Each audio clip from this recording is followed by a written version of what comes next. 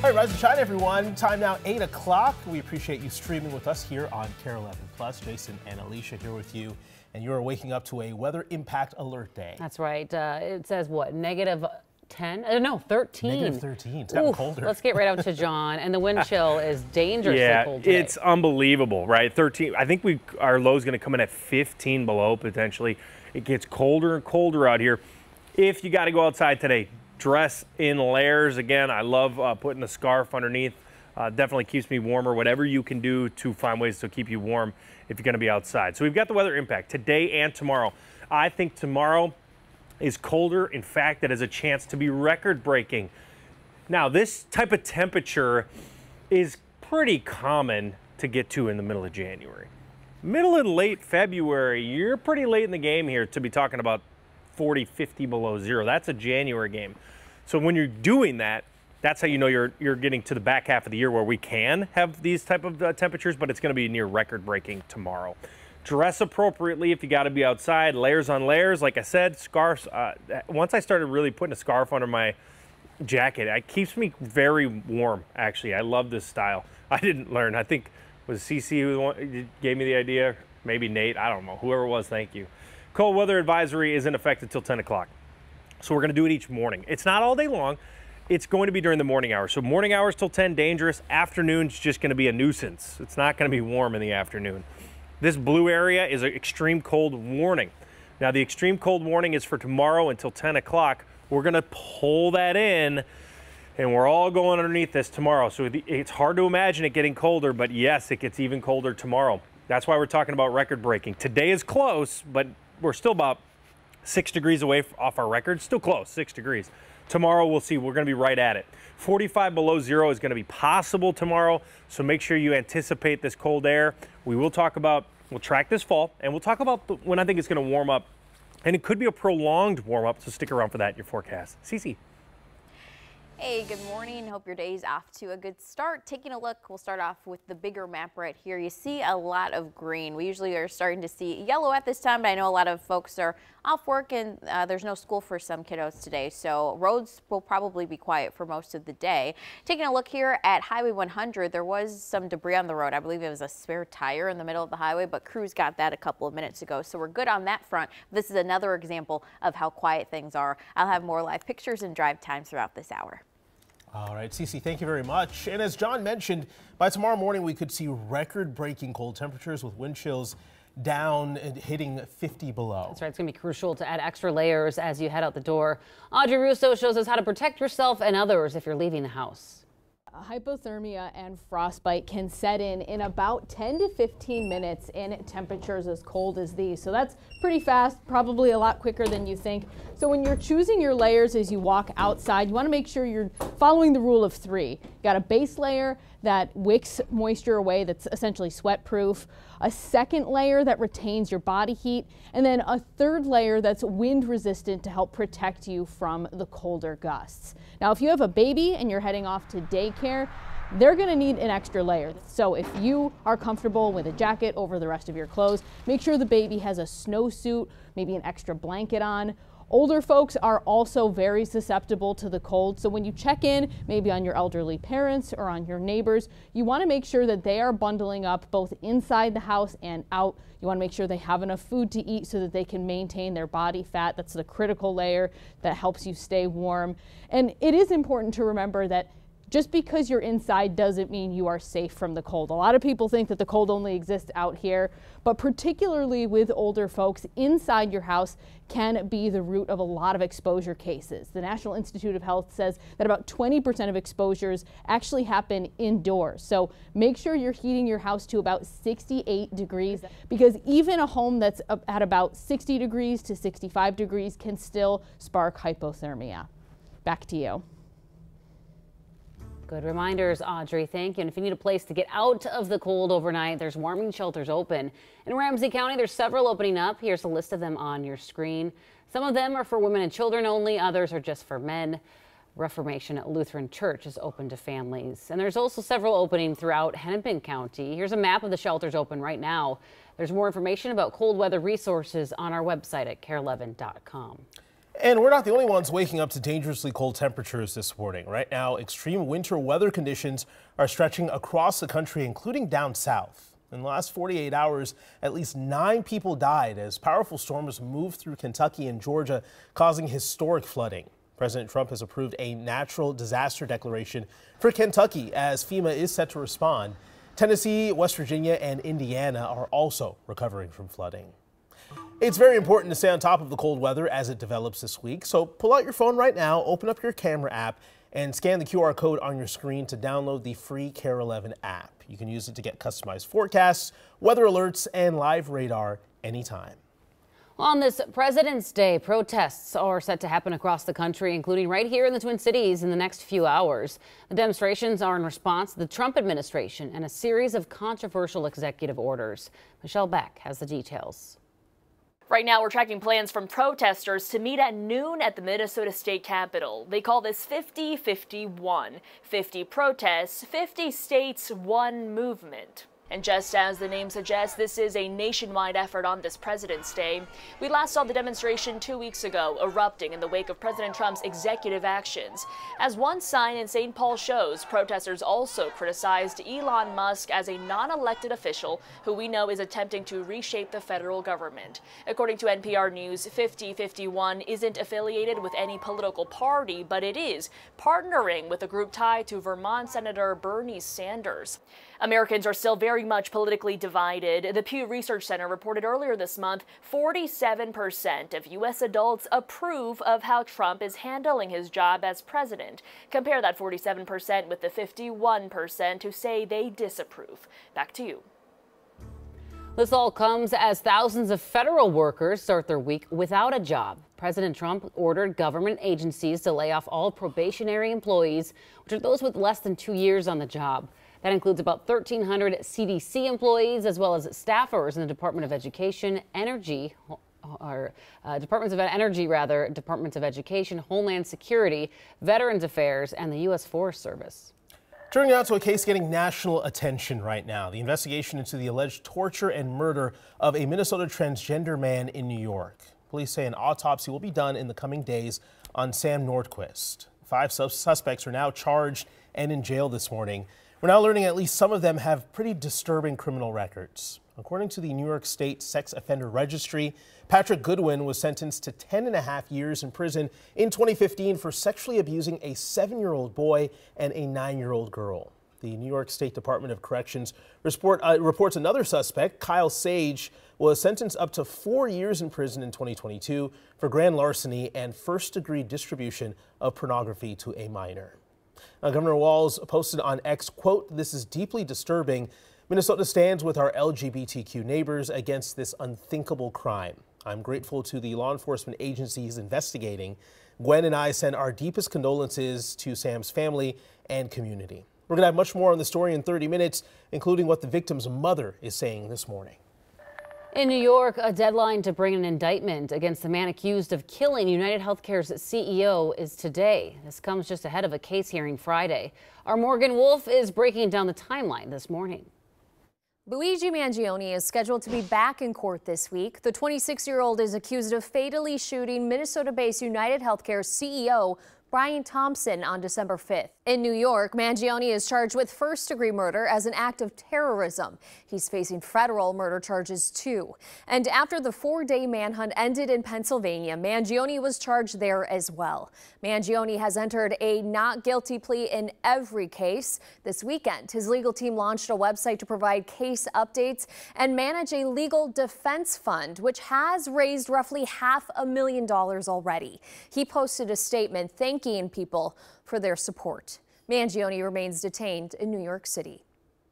All right, 8:09 here on your Monday. It is downright cold. It is also President's Day, so a lot of folks are already off of work, off of school, because they got the kiddos at home. But this weather impact alert morning, John, unfortunately, folks, we might have to have a school day again tomorrow. That might be the big issue. Yeah, I'm literally discussing that right now. Like, do we prepare the clients that Nicole has right now to switch them in preparation for a cancellation?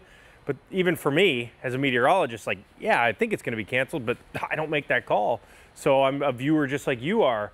So we'll be watching Tuesday very closely in our household, and you should as well if you got kiddos. I expect some type of delay or some type of cancellation, but that doesn't mean it always happens. So we're looking at this tomorrow until 10 o'clock, today and tomorrow till 10. So these are the morning hours. We've got the impact alerts for you. Again, be cautious if you got to be outside for a prolonged period. I wish, Jason, I wish there was a camera right now. He just came out to feel this cold air. It's cold. All right, he confirms it's cold. Yeah, we're dealing with obviously wind chills that are around 30, 35 below zero. It's getting to the point. I got a cough there. When I take it, the air gets so thin that you know what I mean when you cough it in. Tomorrow, yeah, I'm going to be coughing a lot out there. It's going to be really cold. So we have a cold weather advisory today. Tomorrow we're going to take in the extreme cold warning. So the cold air is going to move through. We're going to see this extreme cold air as temperatures really accelerate downwards. I do think we'll see wind chills at 45 below. It just looks like it was in January. The reason I think we'll have a delay or whatever, because we did have our school canceled the last time it was exactly this cold in January. So if they stay with the consistency on it and they have enough days to cancel, and I don't know any of those details, then tomorrow we'll have some impacts. Minus 13 here right now. We have temperatures down to potentially minus 15 in the Twin Cities. Now the record low is 20 below, so we're about 5 off of that. Tomorrow morning, we got a chance to get to 20, 21 below, which would tie a record. 21 below ties a record. Minus 17 at St. Cloud, Brainerd minus 19, Bemidji minus 24. You've got winds at around 10 to 15 miles per hour. That makes it bite. When you have winds this strong, that's how you get down to 33 below zero out here. I've seen this down to 36 below, although I can tell it's colder right now than it was. When it's like, I was just breathing it in, I could just tell. When I got out of here 4:30 in the morning, it was about 7, 8 degrees warmer. There's a difference now at 14, 15 below. Current wind chills in St. Cloud are at minus 40, Alexandria minus 42. The low wind chill of the day is Thief River Falls. Thief River Falls got to 51 below this morning. Now wind chills, you can see them on the bottom of your screen. They're going to be in the 20s, maybe teens below zero in the afternoon. The high temperature today is on the top. That is minus 2 degrees. I've got a high, so most of the day at minus 3. You can see that right here. Maybe we'll touch minus 2 or minus 1, but still. The problem with today is the northwest winds. We're going to have a ton of sunshine, and we're going to be having this Arctic air hang around. Why do I think it's going to hang around? Well, I can see it. This is a remarkable actual temperature in Key Lake at minus 50. Saskatoon is sitting at 33 below zero. That is the Arctic air mass that's going to pivot and slide down. So we're right here. We're taking Bismarck's air tomorrow, and then Wednesday we might actually cool down even more on Wednesday, but the wind should lighten up. So while I think we'll be at 15 below Wednesday as well, that's what the wind chill should be, because I think it should calm down. So tracking temperatures today, minus 30 today during the day, great. Minus 39 tomorrow morning, this is what the model gives you, but we accelerated lower than the models today. So I do think it's possible to get to 40 or 45 below. Definitely going to see a 50 below in Alexandria. I just think you're hitting 50 below in Alex tomorrow. So we'll look at the next 2 days. We got the weather impact alert. We issue it for the dangerous wind chills. Now Wednesday, the wind chill might not be much colder than the actual temperature itself, but still very, very cold Wednesday. We start to get out of this slightly warmer on Thursday, excuse me. But by the weekend, oh my goodness, I cannot wait. I can't wait to be outside. I'm going ice fishing for sure Friday or Saturday. If you want to do some outdoor activities, I think the weekend you're going to love it. 36 on Sunday. What is that going to feel like? Everybody, all the zombies outside this weekend. I'll be one of those zombies. John, thank you.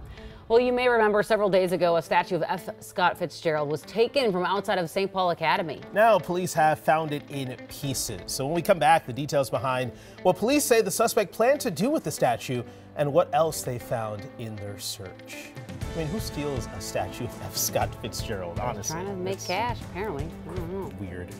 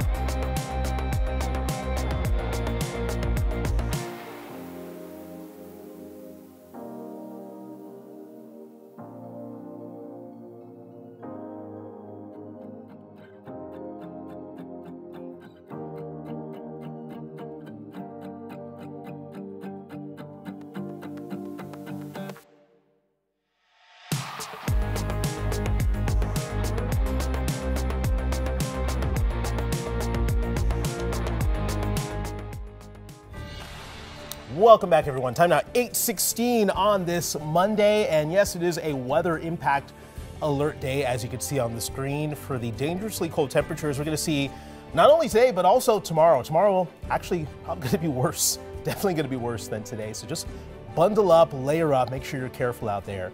John has your full forecast that's coming up in just a couple of minutes here. First, an update on the F. Scott Fitzgerald statue stolen from the former St. Paul Academy 2 weeks ago. Police say they partially recovered it. Police say a 37-year-old man from St. Paul tried to sell pieces of the statue at Northern Metal Recycling. The employee was able to hold on to some of it before the suspect ran off. Police say they also recovered a metal plaque and a bird reported missing by Unity Church in St. Paul last month. The man was arrested and charged. They say some of the statue is still missing. Right now, Uber is suing its rival DoorDash. Uber is claiming that DoorDash has unlawfully schemed to stifle competition by forcing restaurants to work only with them and not with Uber Eats. In the complaint, Uber says that their tactics include threatening restaurants with multi-million-dollar penalties or being removed from the app. In response to the suit, DoorDash says that the claims are unfounded and that the case has no merit. Well, take a look at your screen right now. The FDA is recalling nearly 2.5 million cases of made good granola bars because of a possible metal contamination. The company says metal from a flat brush bristle used in the manufacturing process could have gotten into the products. Made Good says shoppers will be able to get a refund on any of the recalled bars. A federal hiring freeze could have big impacts on your summer vacation. Let's connect the dots.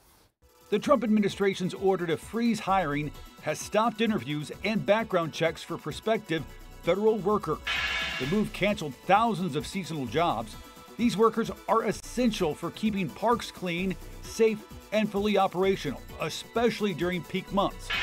Without them, park officials say they may have to cut visitor programs, close bathrooms, and even block access to certain trails.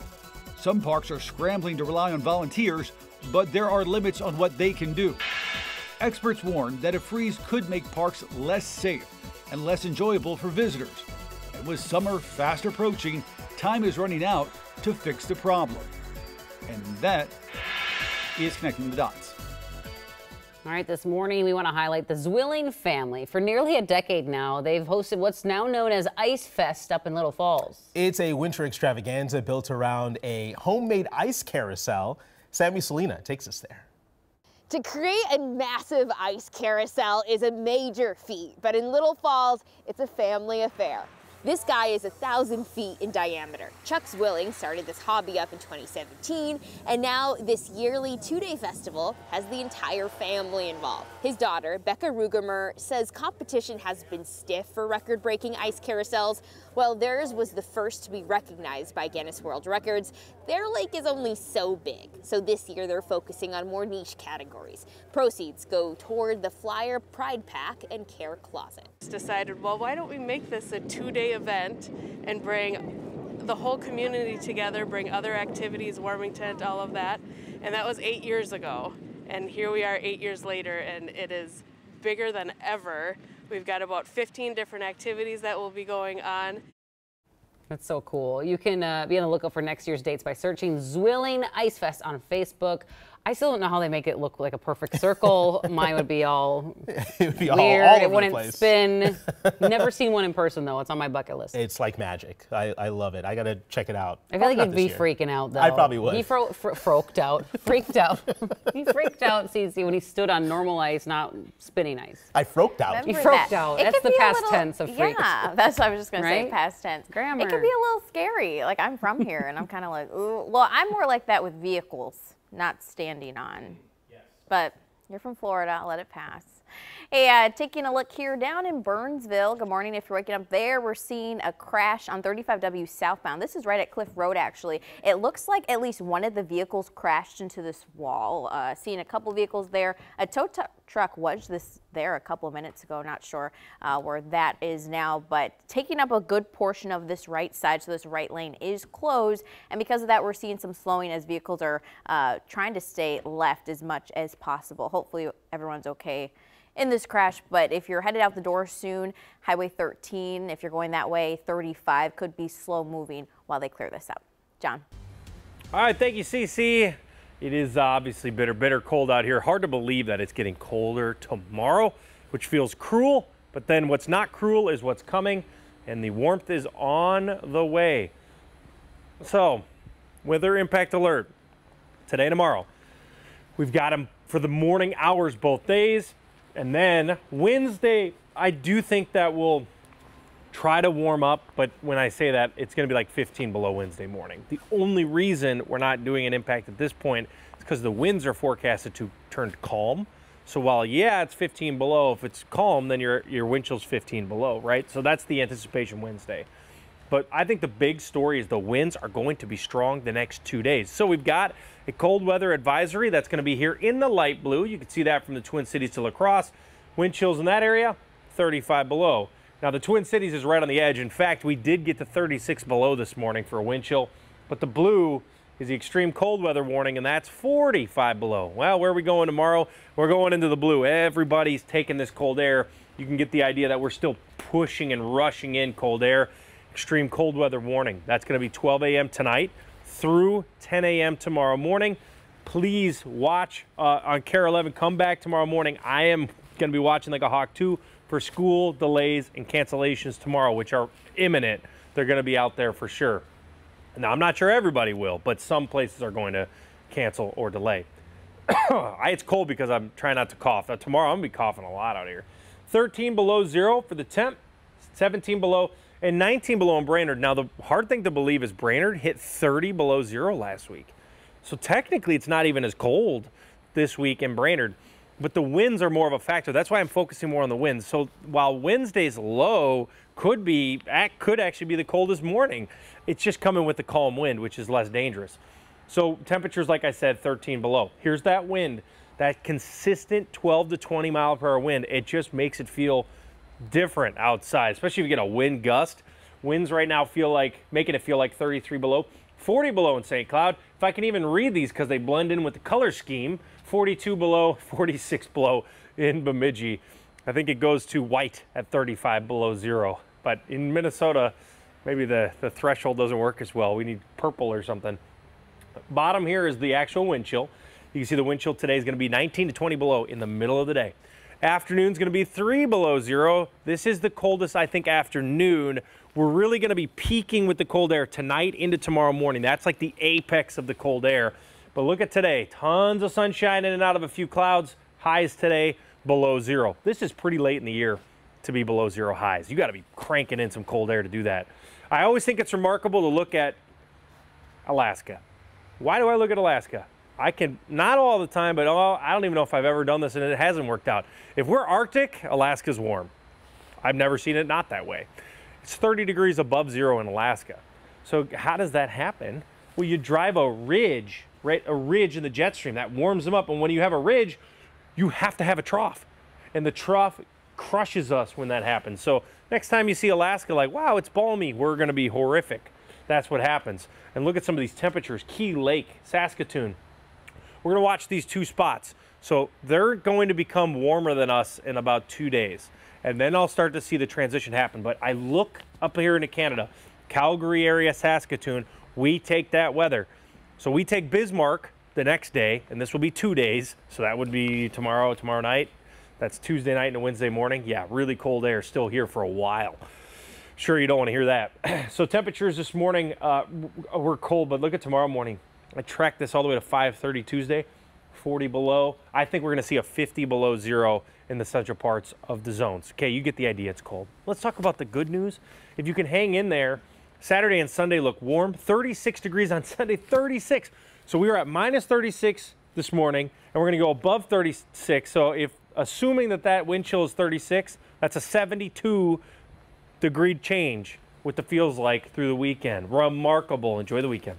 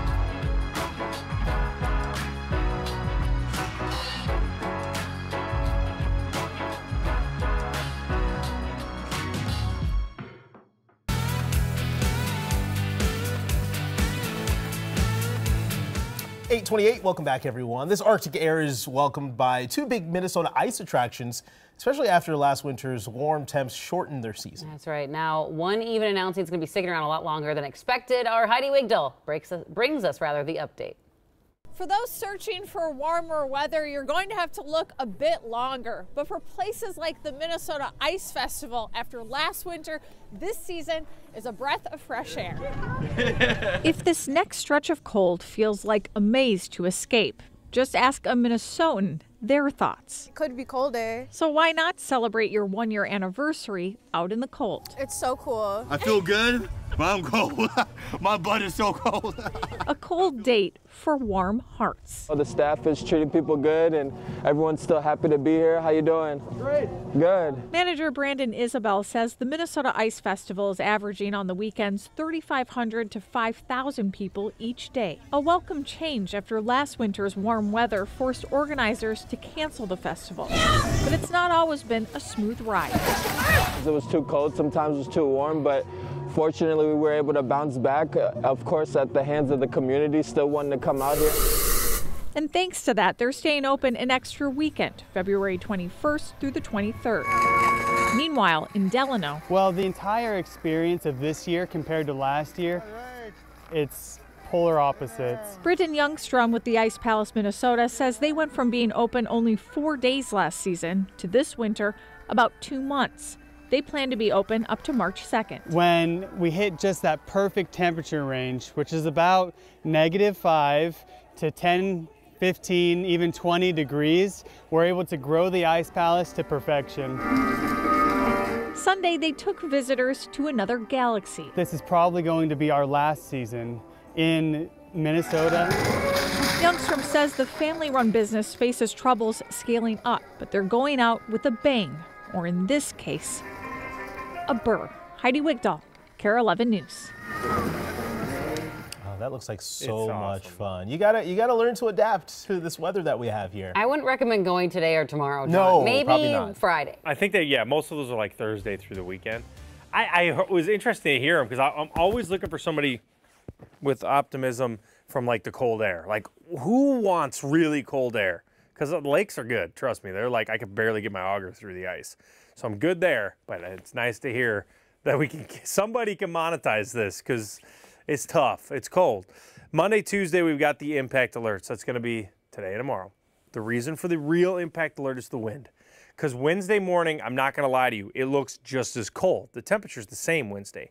The winds are supposed to lighten up. As long as the wind is less than 5 miles per hour, we won't have to issue one on Wednesday because the wind chills will be around 20, 23 below, which is cold, but it's not 40 below like today and tomorrow. Thursday, Friday, Saturday, Sunday, look at that. I cannot wait. Yeah, I'm trying. It's hard to believe this as well. I will say this. We got to take our permanent ice houses off Waconia and on the 1st of March. It's less than 2 weeks away. That means ice fishing is done. It's over. So, yeah, I'm going to be fishing as much as I possibly can Friday, Saturday, Sunday. Bring the kids out there, have a good time, and enjoy some 20s. I can actually finally kick them out of the ice house and blow some stink off them. Big map, you can take a look at your own route here. The only place where I'm seeing some slowing is down in Burnsville on 35W because of a crash. And actually, there's a bigger police presence on scene. So I'm going to show you a live picture of that when we come back.